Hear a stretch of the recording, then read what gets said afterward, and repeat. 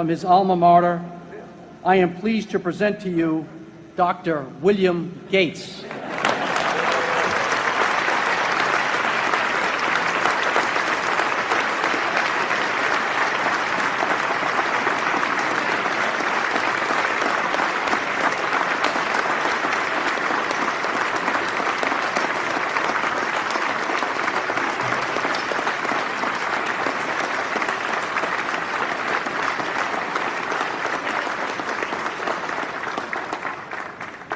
Thank you.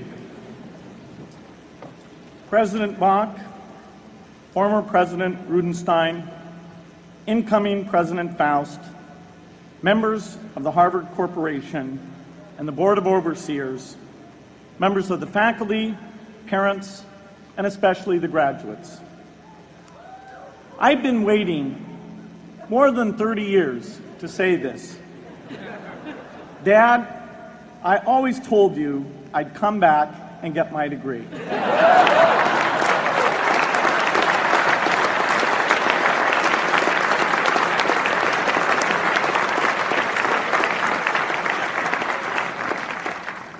I want to thank Harvard for this honor.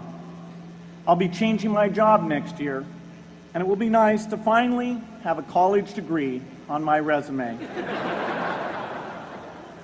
I applaud the graduates for taking a much more direct route to your degrees.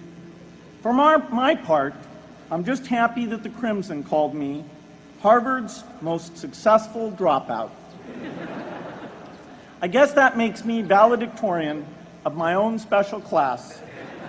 I did the best of everyone who failed. But I also want to be recognized as the guy who got Steve Ballmer to drop out of business school.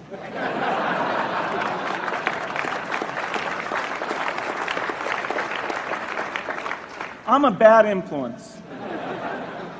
That's why I was invited to speak at your graduation.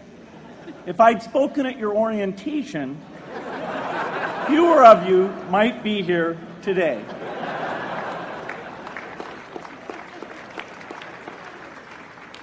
Harvard was a phenomenal experience for me. Academic life was fascinating. I used to sit in on lots of classes that I hadn't even signed up for. And dorm life was terrific. I lived up at Radcliffe in Currier House.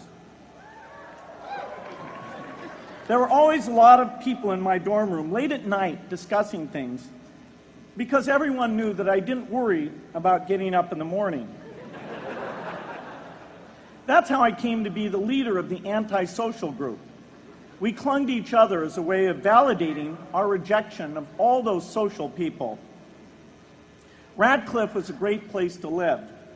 There were more women up there, and most of the guys were math science types. The combination offered me the best odds, if you know what I mean. That's where I learned the sad lesson that improving your odds doesn't guarantee success.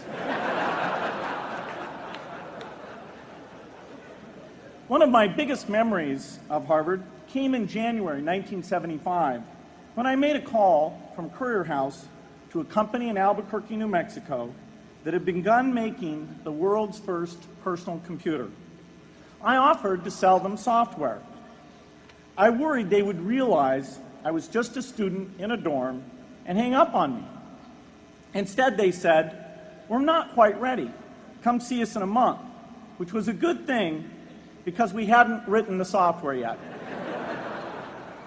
From that moment, I worked day and night on the extra credit project that marked the end of my college education and the beginning of a remarkable journey with Microsoft. What I remember above all about Harvard was being in the midst of so much energy and intelligence. It could be exhilarating, intimidating, sometimes even discouraging, but always challenging. It was an amazing privilege, and though I left early, I was transformed by my years at Harvard, the friendships I made, and the ideas I worked on.